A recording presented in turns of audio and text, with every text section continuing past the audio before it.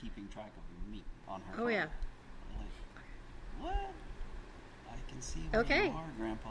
Well, good evening. I'm Michelle Weekly. I'm one of the pastoral associates here at St. Paul's, and tonight we have our Caregivers on Demand. And we're excited because we have Eloy and Diana Zapata that are here to share their caregiver life experiences. But we'd like to get an opportunity to get to know them a little bit better. But I'm going to go ahead and just recite the quote. I know that Virginia recites it, and it's always such a great quote from Rosalind Carter that really describes all of us. And that is that there are only 4 kinds of people in the world: those who have been caregivers, those who are currently caregivers, and those who will be caregivers, and those who will need a caregiver.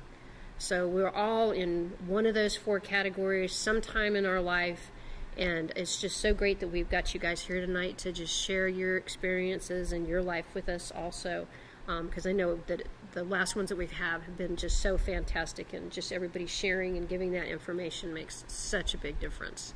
So thank you so much for being here. You're Happy to be welcome. here. Happy to be here, definitely. So tell us a little bit about yourselves and how long you've been here at St. Paul's. And I know, like, again, that you're involved with the spiritual companions and stuff. So what kind of things do we see you guys doing around St. Paul's? Well, we've been a member of St. Paul for about 36 years. Wow. I think we've been involved in a lot of different things. I think originally we were Eucharistic ministers, and from there we went to, I would say, Acts, and we've done a lot of team building there. And we've also, I know I did some ministering to the homebound. I did that for a little while before I went to school. And I had to take a little break. I think that's pretty much on my end. I know you have been involved in a lot of more different... we were involved with the kids when they were at St. Paul's as well. Oh, good. So we did all the walkathons and all the fundraising and all that stuff with the kids as well.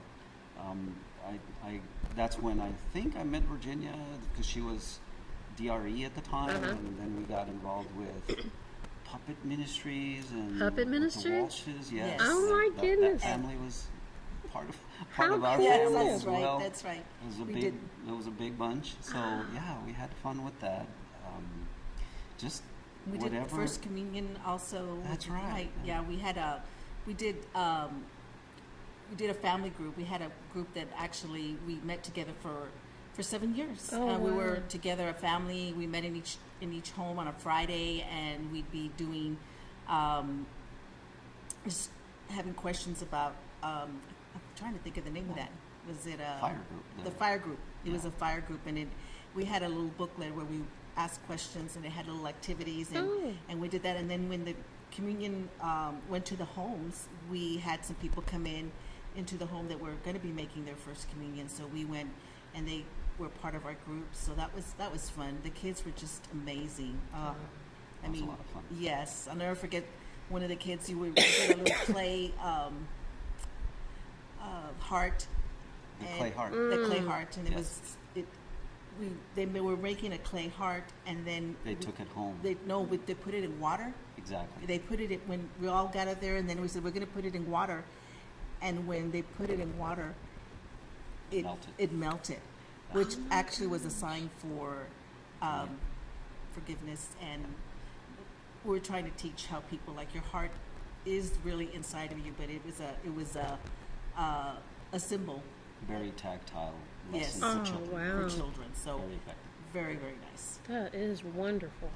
Yeah. And so that kind of propelled us into wanting to do more for acts and stuff like that. We just incorporate a lot of our experiences with the children, because sometimes as grown-ups we think we already know certain things, and when we experience something even like that, because I remember sharing it at a retreat, and it was like, oh, I get it.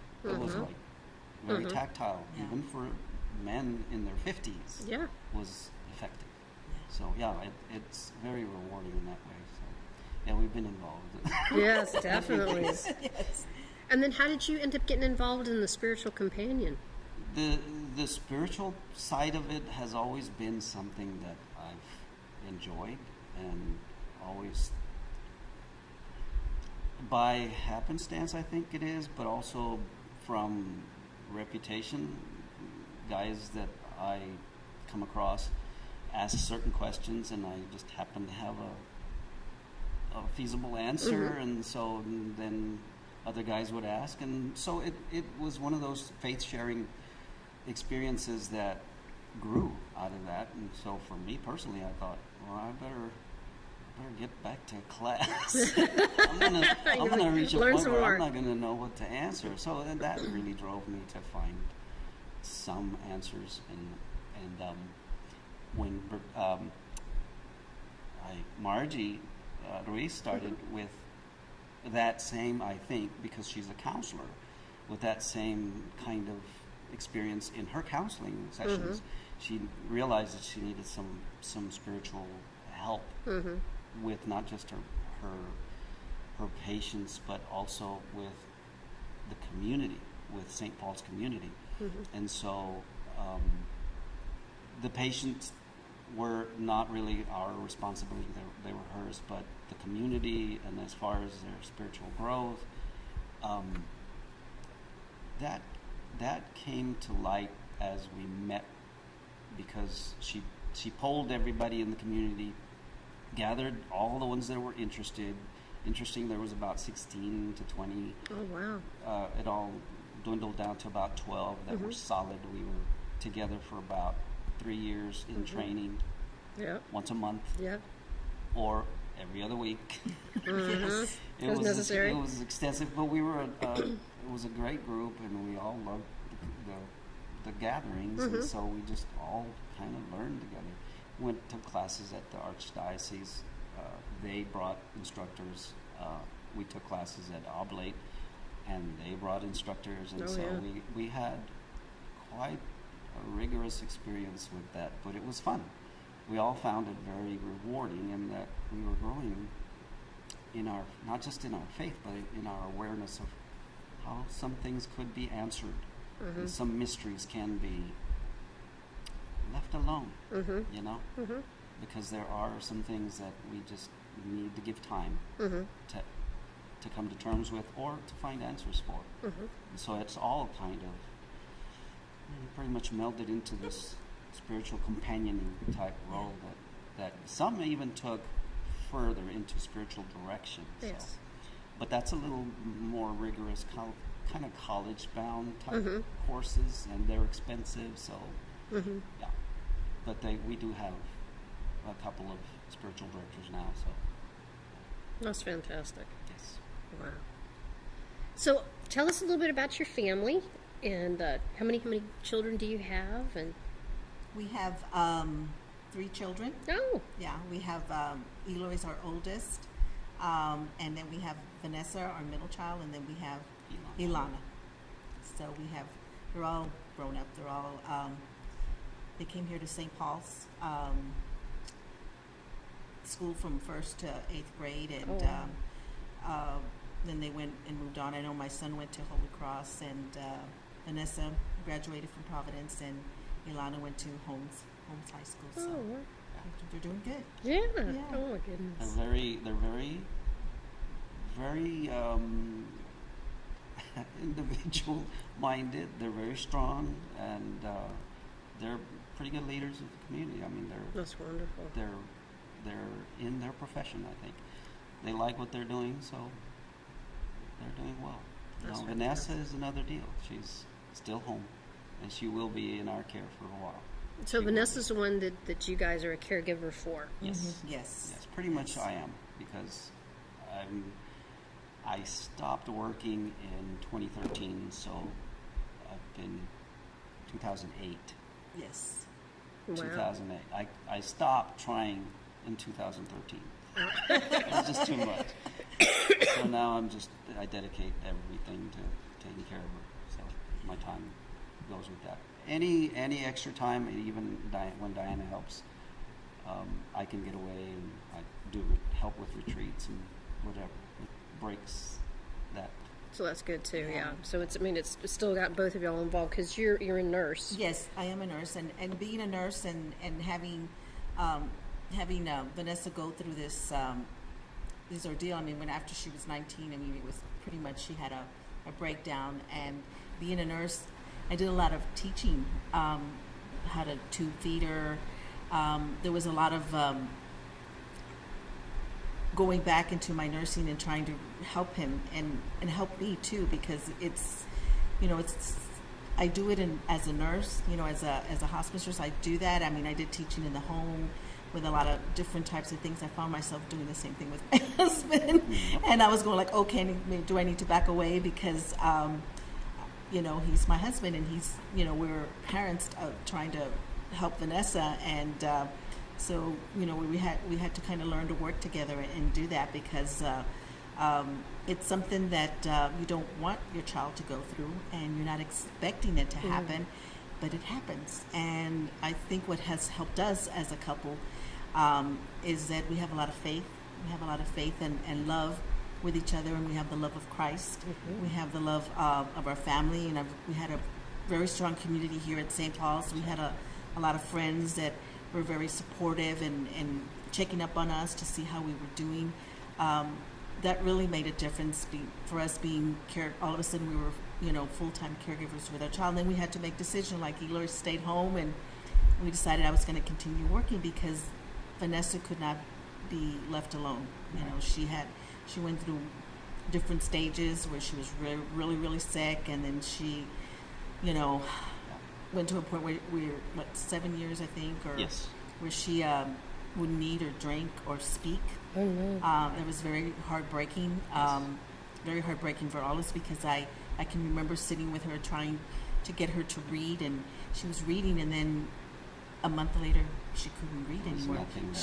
Nothing. I could not get through to her. Medications were causing kidney failure, so she couldn't take some medications. So it was just a lot of things happening, and trying to be a caregiver and for my daughter, and a mom, and teaching, and it was a hard time. I mean, I have to say that we had it was very heartbreaking for us. You want your daughter, you want the best for her, and now she has an illness that encompasses her life and encompasses ours. And at the time, it was just, you keep getting hopeful that she's going to get better, and she did. Eventually, you see Vanessa now today. Yeah. She's got an attitude. Yeah, she I've does. seen her Yeah, she's at got an church. attitude, and she talks, and she'll say stuff, watch videos, she reads books. I mean, she Good. does a lot of things. She does even her own laundry now. It's like Exactly. Oh, Yeah. That was major Man, stuff. yeah. major definitely. stuff. I mean, we went through a lot of different things. I mean, It did, just as in detail, I think I wanted to share, because it's important that because I was in that role where I expected her to get some medication, the right one, And it she'll just snap fix out her, of it. right? It just didn't happen. It was aggravated or worse because she wouldn't talk. Either couldn't or wouldn't. I believe she couldn't. The medications were aggravating her situation because she couldn't share what was going on as far as the effects of this Right. medication. So I had to see, and I remember one of the psychiatrists told me, keep an eye on her pupils. If they dilate, stop. Really? That minute, some minute details in her reactions to the medication, which took 7 years to resolve. Oh, my goodness. And in that whole time, she wasn't, like Diana said, she wasn't eating, she wasn't drinking, she wasn't talking. And before that, she wasn't even moving. She was catatonic. If you put her in a certain position, she'd stay there. frozen, like in a frozen state. And even Yeah. that was causing medical problems as well. Oh, yeah. It breaks down her, I forget the enzymes. Yes. It just creates a total different set of problems. So, because the muscles are deteriorating. Right. And so I had to pick her up and move her like a little mannequin and take her outside to get some sun. And that lasted for about 3 months. Every morning. And Okay. I'm sorry. No, Yeah, it's no, okay. it's It hard. was still fresh. But taking her back into bed and just getting her comfortable, putting her back in bed, just from every step. Morning, noon, nighttime, and then back. And then even the toileting and the washing, all of that is such a chore. It is a big chore. Because here we had a 20-year-old plus, and she's an infant. She's basically an infant. And so it was hard. It was difficult. And so when little glimmers of reaction started showing up, it was like, oh, finally, we're going to get somewhere. But it was Right. grueling. It took some time. Yeah. It took us. And we had to make a decision where we had to get help. I mean, we Right. actually got a caregiver to come in and help with her, you know, with her bathing and just getting her groomed and things like that, because it was difficult. You know, your own child, an adult, has changed dramatically, Yeah. and that helped. I believe Yes. that helped a Oh, lot. definitely, Yes. because I was the one that was doing the caregiving, and then of course there's feminine issues that have to be addressed, and so that was a big help. So that had to be, it just had to happen. And so when she was responding better and she was doing more for herself, then I could step in Right. and start the caregiving, and I could tell that my daughter was not comfortable with the caregiver because she was someone It's an else, outsider. not family. Yes, and so she would get feisty. She would Really?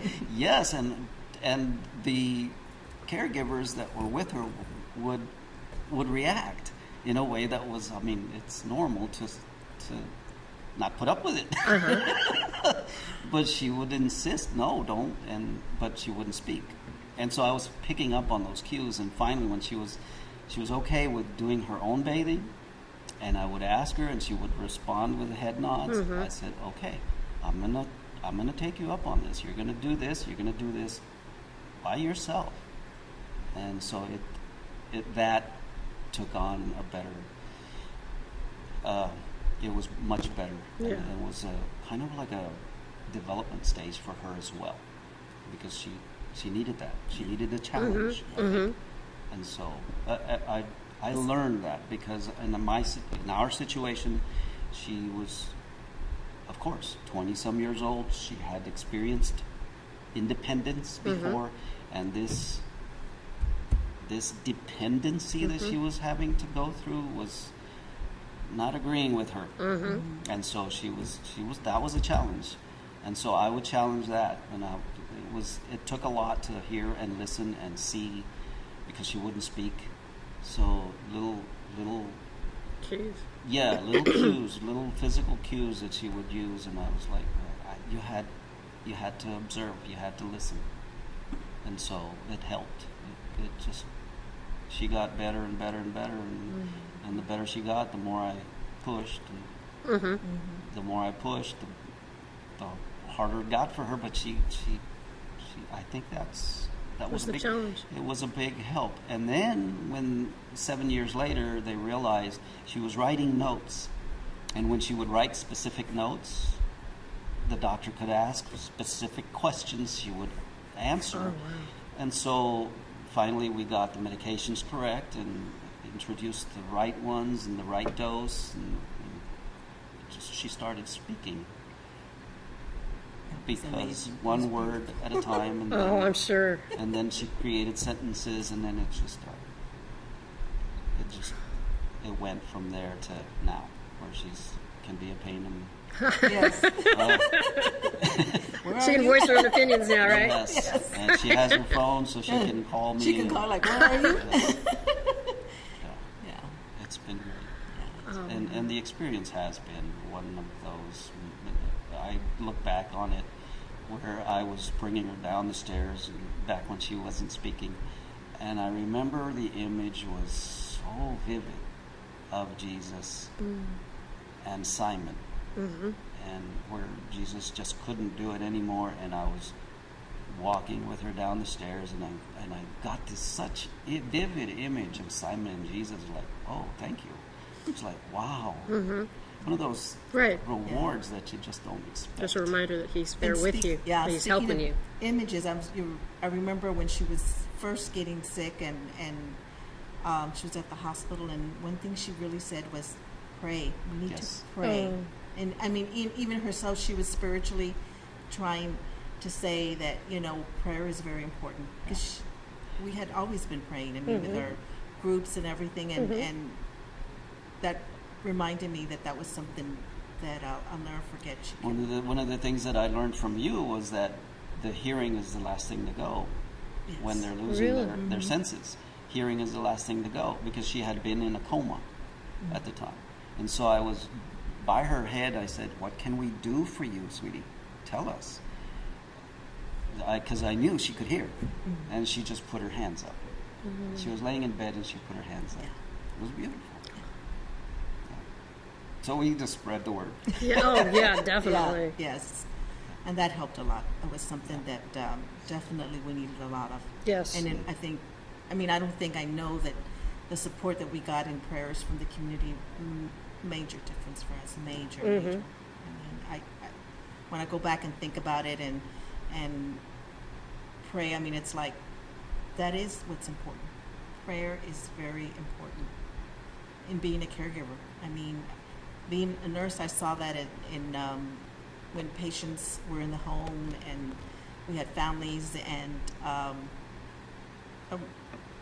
being a nurse, but yet still being the person I am with Right. faith. I mean, there were times, they wanted to pray, and we prayed. I mean, that was my role, was there to help them in whatever I could help them with. If it had to be to pray, sometimes we had to go outside and do things. We were there. I was there for them, and there were beautiful moments. I mean, there was, you got to know your patients and their families, and one of the biggest thing is having the joy that you see them at peace when they die, and Yes. it's so beautiful to see that joy, that it hurts you, but you see that it's a good death. You have your family, you're at home where you wanted to be, and people can be around you, and it's beautiful to see. Really.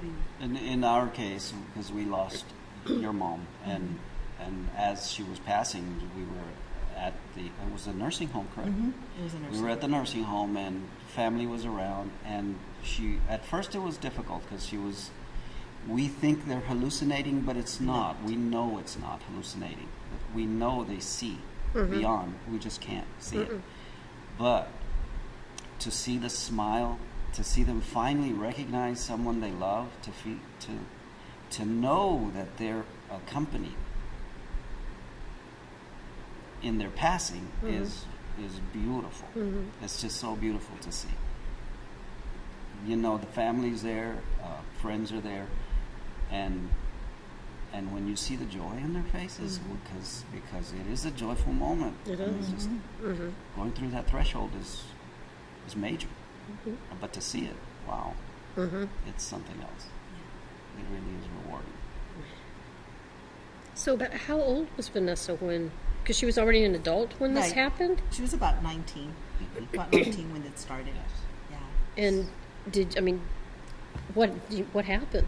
We basically, it just, one day she just, It was I think it was one day, but it was some precursors to it, because Yes. we moved. We moved from where we lived before to a bigger home, and it was a two-story. We had a one-story home. I thought, well, we're going to have a big family. We need a big house. Yeah. I was expecting something you can't do, but anyway, we bought a bigger house, and she arranged her furniture a certain way.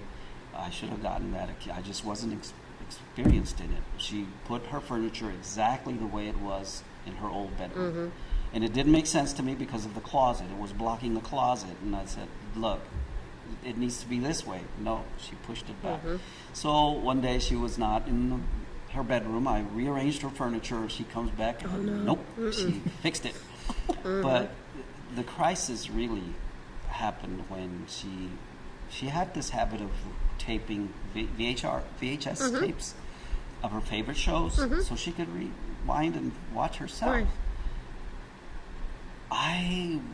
I found out later that for someone who because she has, we found out, all of this after her breakdown, Right.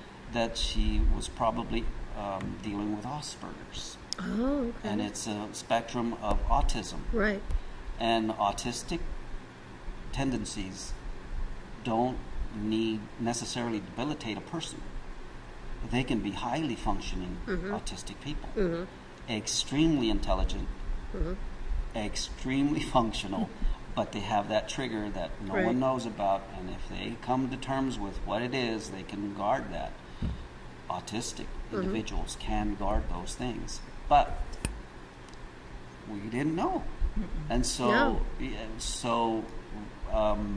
some of the things that she did and probably helped her graduate from high school was the fact that she was recording every single thing she could to respond to whatever questions. I mean, she would record, and it would surprise me sometimes. That's why it was a shock, because she had all the right things to say in certain situations.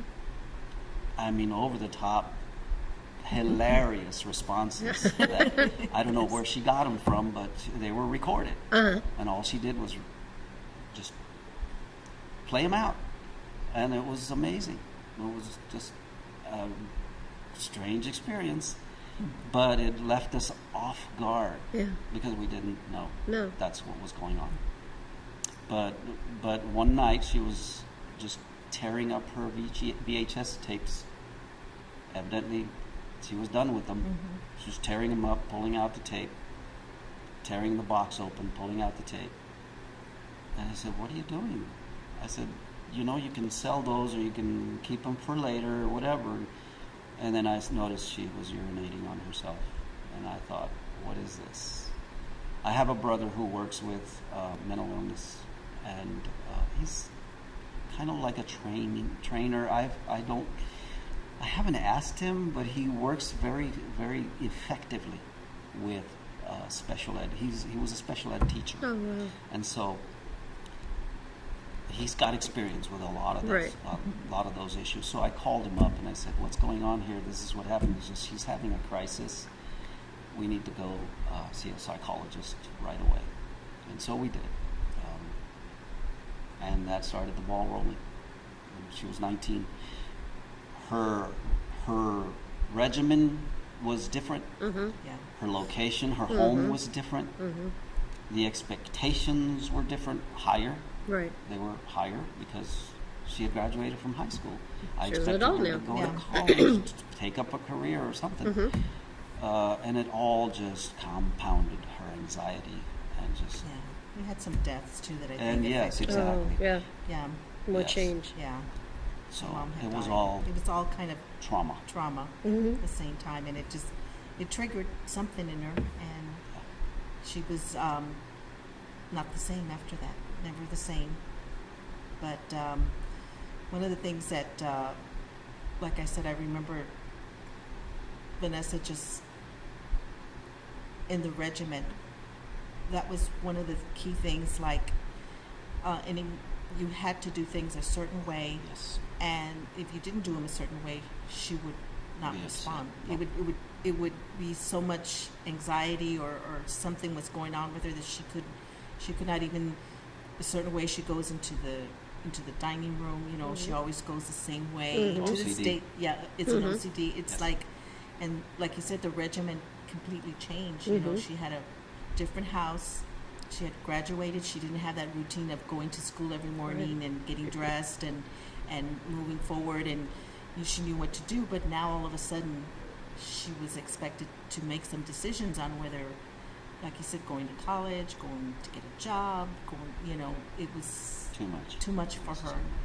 So it just compounded, like you said. It's And all of it because we didn't expect. We didn't know. expect Well, you didn't know. No, You we had didn't no way know. to know. Yeah. We can't know what you don't know. exactly.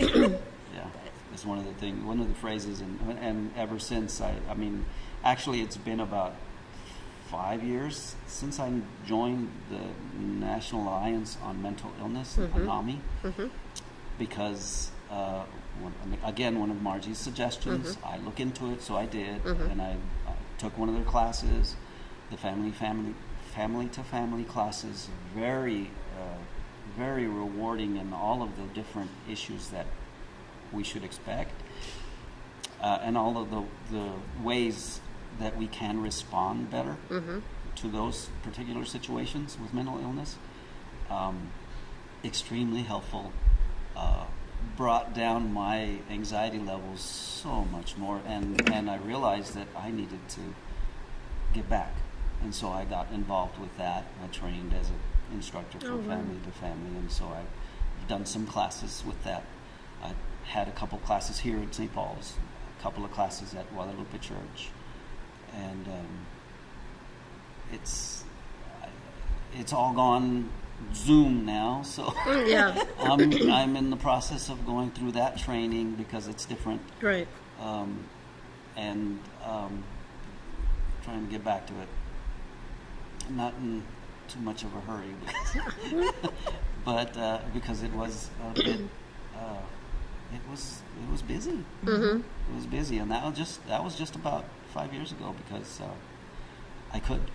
because Vanessa had come along so well that I could dismiss myself from her for a certain amount of time. So it's allowed me some freedom. Mm-hmm. So I've been able to do that as well. So this was all, as many situations come across unexpected, Mm-hmm. and you have expectations that are just shattered. Mm-hmm. It's just, I was traumatized. Yeah. Mm-hmm. You I know? almost felt like a death. Right. When we found out, I mean, I can remember just feeling my heart just drop totally to the floor, and I told you, I said, I really felt like I tell people, I really felt like I saw the image of Jesus on the cross, and I could only see his feet, like That's as far the as nail. we go. That's as far as I could look, and I couldn't go any further, and it was like that was as much as I could. But I kept thinking, okay, I can still see him. Mhm. I can see his feet. You know, I need to go forward. It was a trying time. I Yes. mean, I think many nights just And for me, falling, and yeah, Mm-hmm. it was not a good time. I mean, but it was something. Had we not had our faith, and I feel. I don't know what direction we would have went. yes. Mm-hmm. It's hard. Yeah. And for me, I think it was one of those things where, okay, no expectations. She has to have a future. Mm-hmm. You know, I insisted she's going to have a future. Right. I just can't expect anything. And so where do we go from here? And really those NAMI trainings came into play just at a key time where, one day at a time. Just take it one day at a time. And enjoy the moment. because there are some things that can surprise someone, and it so many different things that happened with Vanessa that surprised me, because I always had that one fear that she would step out of the house and I wouldn't know where she went. Oh my goodness, yes. But it never came to that. It never came to that. Thank God. But what did turn out was that when she had her phone, she could call 911, and she would no. call if she had an upset stomach and it wasn't just right. Oh no, really? And he'd be there in the yard, and they'd be coming. Oh no! Oh no. False alarm. And of course, they have to investigate. And Right. As soon as they met her and spoke to her, it's like, oh, okay. Mm-hmm. Okay. Yeah.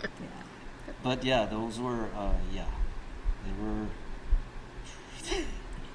well, I can laugh now. Yeah. And there was a lot of sleepless nights. For Oh sure. yeah. For sure. We did have the door alarm, but even that, if you were sleeping hard, you wouldn't. Right. Yeah. Exactly. And yeah, I don't think I've ever slept solid in 13 years. No. Mhm. Any little noise wakes me up. Any Mhm. little flash of light wakes me up because I need to. Right. Back when she wasn't all there, she would get out of the house at 2, 3 o'clock in the morning, my and goodness. I'd have to run out and see what's going on. It was as if it was daytime for her. Uh-huh. So she was doing something outside. And of course, I'd talk her back into the home. And Uh-huh. yeah, so that hasn't happened in, Oh, now 6 she's been years. on good medication. I mean, it's Yeah. made a major difference. Exactly. It's made a big, big difference. But that whole part of just going through and trying to get the different medications, That was that's the perfect Yeah. It had to amount be. or type, Yeah. and It had to be. Because there was a point where 2 medications were keeping her stable, but not thriving. And so it was key because when I went to visit the psychiatrist in one of her appointments, the psychiatrist wasn't available, so he sent, God sent, a PA. And this particular PA, was revolving through his office and I don't think I ever saw her again. But she was ex-military, very experienced with PTSD. uh-huh.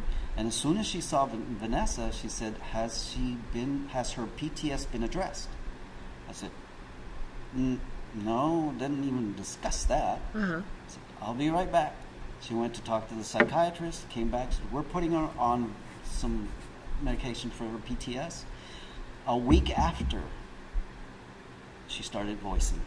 Oh, really? A week after the dosage, Uh-huh. she started to voice Slow. one word, and then two. Oh, my gosh. After Yeah. about a month, there were sentences. And so from that point on, I And just she kept wasn't pushing. there. Yeah. It Yeah. felt like a little angel came to visit. Yes. And Yes. was there at the right time. Yes. And That happens. Uh-huh. God sends those little angels in our lives at just the Exactly. right time. Yes. Yes. Yeah. The right time. God, should have been 20 years ago. There's one question. Do y'all have other children? You said, okay, Yes. so the question is, are her siblings able to help or assist? Yes, and that depends because they have families. Both Ilana and Eloy have families. So if they're available and we schedule correctly, yes, they can. And they actually can take her to their homes, and because she is much better at taking care of herself. And yes. they picked her up for the movies. They take her to the movies. They've picked her up and done things with her. And I know that now with COVID, Eler sends packages to Vanessa, so she gets like books and stuff. That's So Little presents. yes, In the beginning, in the first, I'd say 7 years, where she couldn't speak or eat or anything. No, that was a little tough even for us. Yes. So we really didn't rely on their help. We didn't want to. Right. We really didn't want to yeah, we ended because up it was getting a difficult. caregiver to help with Vanessa. Yes. Right. We decided at that time that she needed that kind of help. Yeah. But they were, I mean, I'm sure they would have been fine with it. I just didn't want them to experience this. I wanted them to have the memories of our daughter the way she was. And and good Lord blessed us with a very rewarding 7 years, I think. I think so too. It was some It was a trying time, Yeah. but very trying, but But you very made it rewarding. through. yeah, we and- made it through. And The experiences really is you can't realize the benefit of it until you go through it. yeah. You can't. You I have to experience. always think that the Lord trusted us to take care of Vanessa. I wouldn't want anyone else, she would have gone to another home, and I said, I think in my heart, and I know in my heart that that's what he planned. He says we knew that we would be the parents and would be the ones that would be able to There was help her. there was Definitely. yeah. I'm sorry. There was a point where one individual asked, well, several, but one that I was surprised, and I won't say. He was a man of faith. Asked, why isn't she in the home? I said, she is at She's home. at home. She's with us. And it surprised him because he hadn't realized what he was asking. He just didn't realize what he was asking. Why Even if isn't she in a home institution? Is Right. really what But you you didn't meant. need that. I mean, together you two made it through. Right. Yeah. And just taking those every day, like you said, one day at a time or one month or, every little bit. And now you can look back on it and can thank God that you hung it out. Exactly. That you stayed on with her, that she's still in your home. She's, come so far, like you said, with the challenges and everything. Yeah. Yeah. And even the doctor at one point wanted to put her in an institution. Yeah. We said no. And we said no. I'm taking my daughter home. Mm-hmm. I said we're gonna deal with this, and we're gonna help each other and take care of it. Yeah. Yep. Yeah. So It's like, how can they make that call? I mean, that should always be your call. Right. Like you said, when you found that you did need a little bit of help with the bathing and stuff, you got the caregiver to come in with that. But otherwise, you guys found a way together and to support each other and to take care of her. And that's important to realize also that there is help out there. There are agencies that can help with that.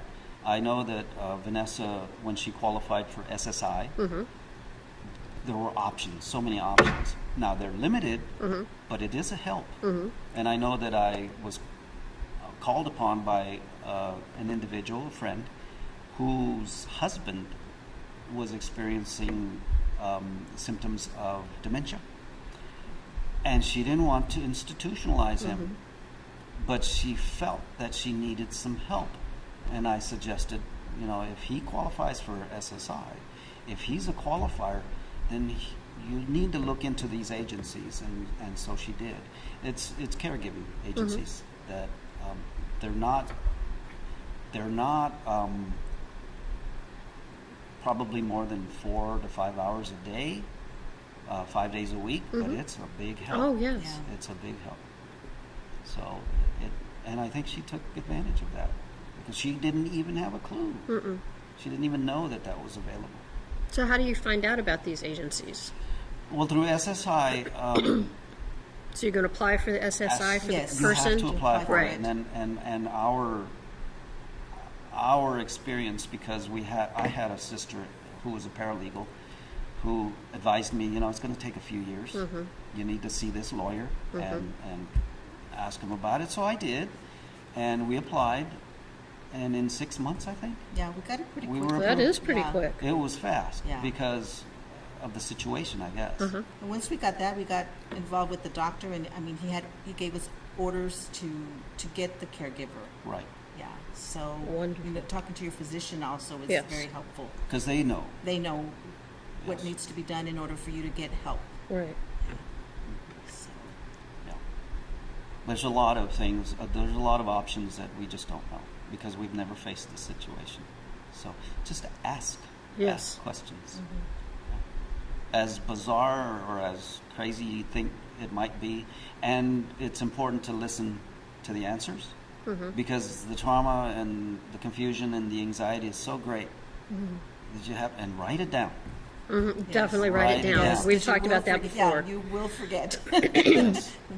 Yes. It happens, but I think just overall, we did. I mean, I can't thank everyone for the support that everybody gave us.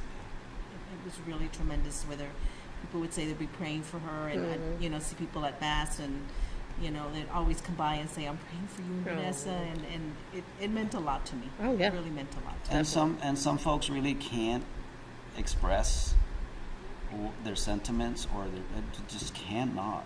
But and I got that often, just a hand on the shoulder. It's very significant. I guess sometimes people don't know what to say. They don't know what to do. Yeah. And they'll say, well, if you need anything, let us know. But then even sometimes you don't even know how to ask somebody to help with a certain situation because it can be kind of complicated and it's not that easy Exactly. to even ask for that help. Yes. So just, to me, I never expected anything except friendship and companionship. Just that's all. Really. Just as a support, just to, Yeah, Yes. someone to listen to sometimes. right. Very, that's like- very important. It's like we talked about. And that was strange for me because after everything settled down in my situation as a caregiver, I would get so many questions. And then when I would want to share, it was like, Not interested. Yes. I'm like, okay, this person's not listening. Yeah. Well, I think it's that we get focused so much on our own situation too, and again, just to be able to talk to somebody that's in a similar situation Right. or has it, you just kind of like let it all out. Yeah, and you that's know? normal. I mean, it's normal because I was there. I was in that position where, oh, what can I do to fix this? You know, I was asking questions, and then, yeah, I didn't want to hear anything else. You know, so yeah.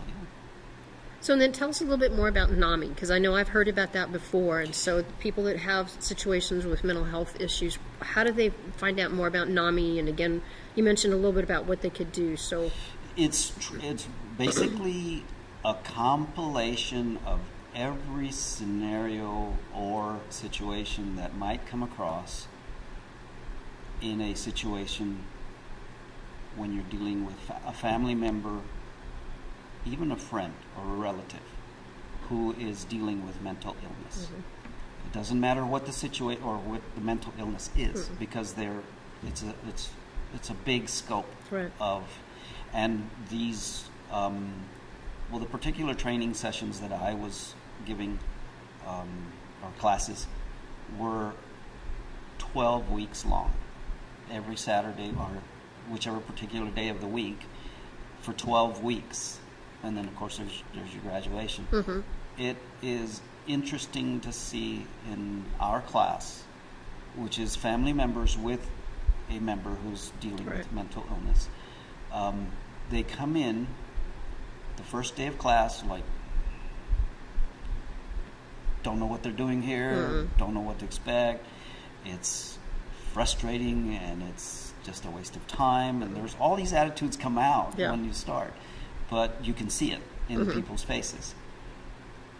After the 12 weeks, actually within the middle of the session, you see the aggravation, anxiety coming out because it's so much information. right.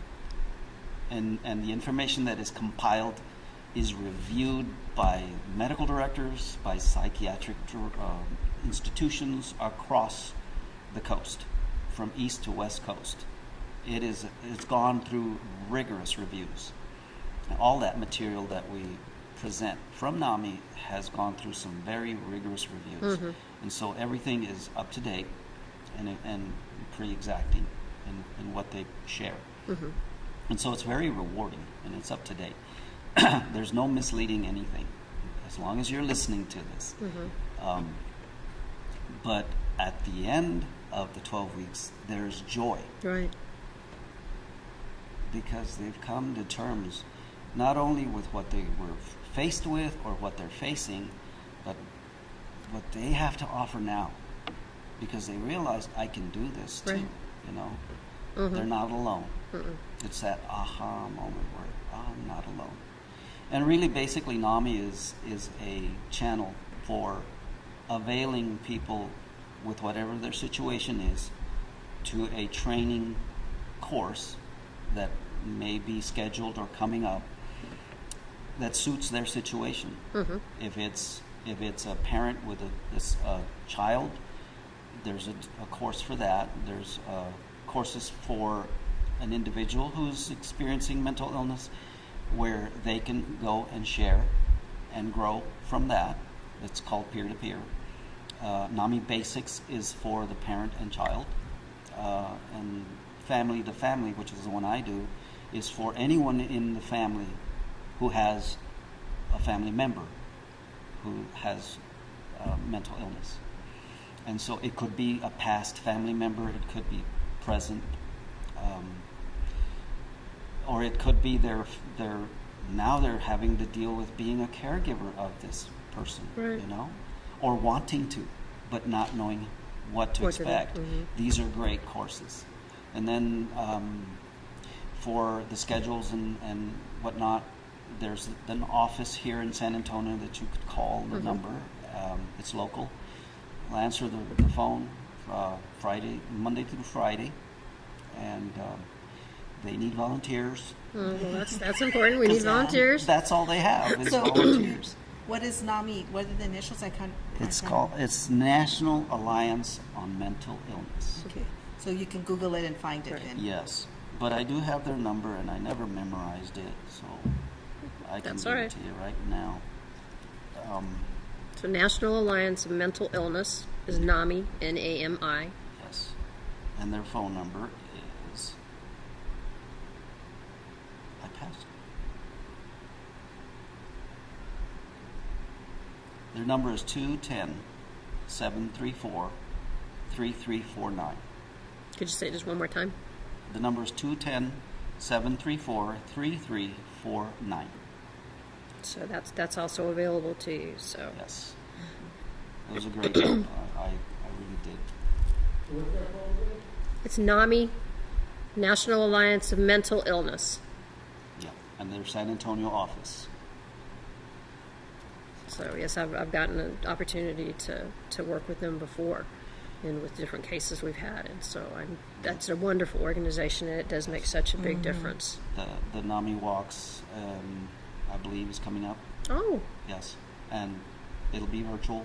So that's all right. Everybody's doing it now, it's virtual, so it's a way for you can to walk contribute. anywhere, wear the shirts, buy the shirts, and There you go. Go walk promote at it Woodlawn on Lake. Facebook, Twitter, wherever. There you go. There you So go. we can look for that. They really, the material that they provide is about $30 to $40 worth of material, Oh wow. and it's all free. Wow. The classes are free.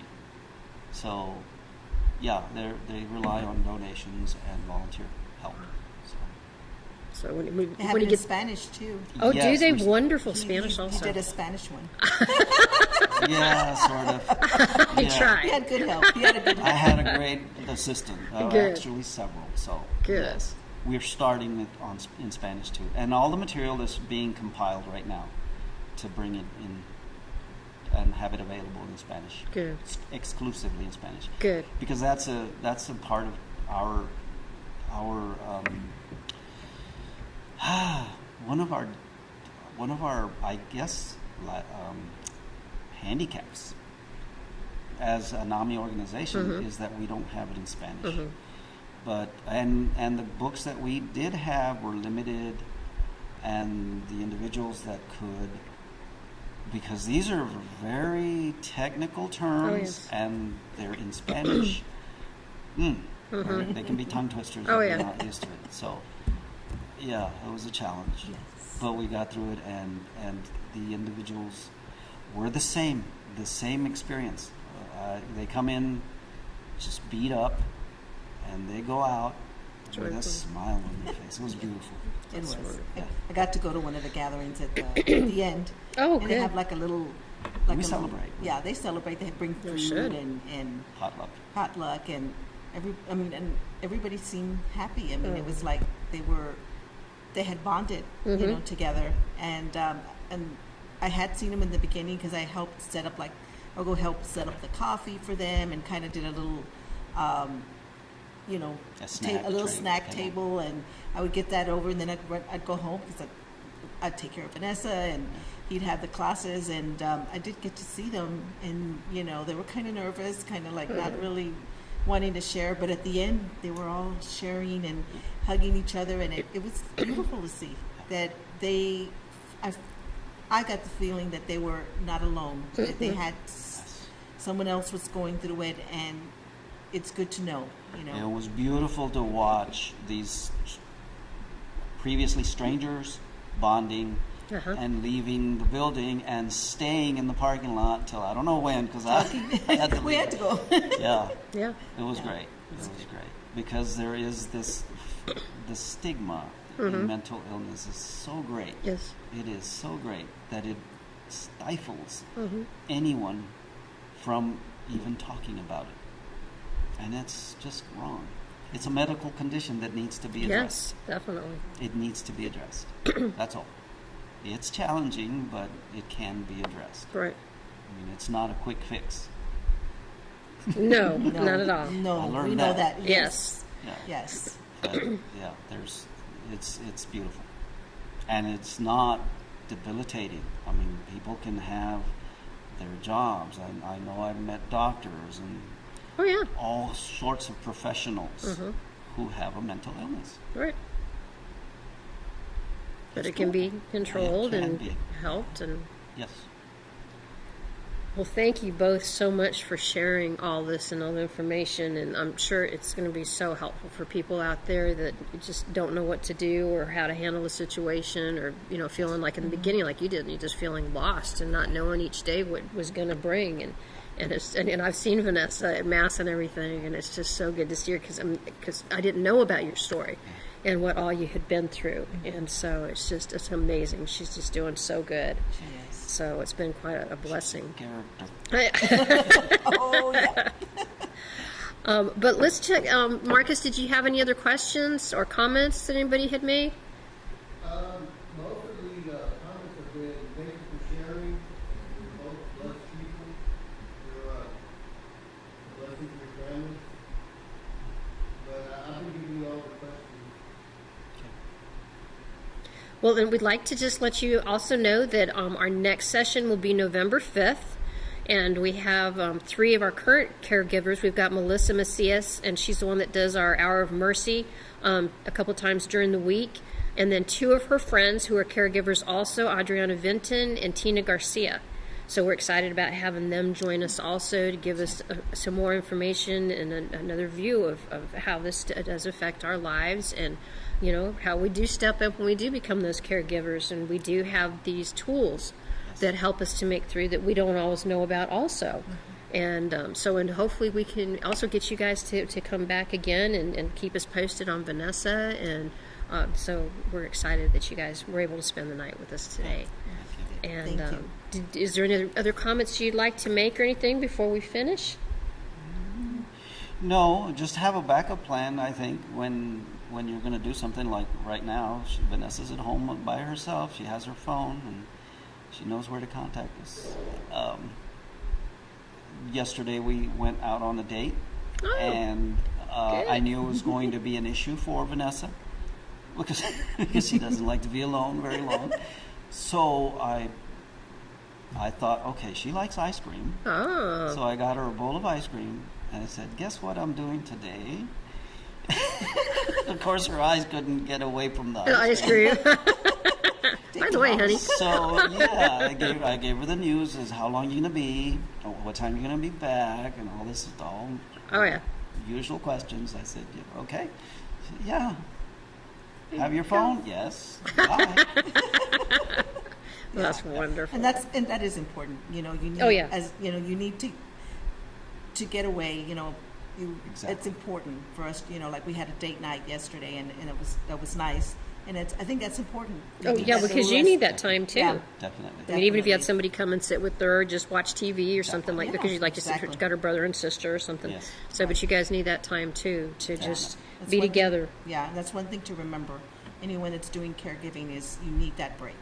Definitely need Yes. that break. You need to be able to take care of yourselves Exactly. also, Yeah, because you can't Good take point. care of them if you can't take care of yourselves. exactly. Thank you. Yes.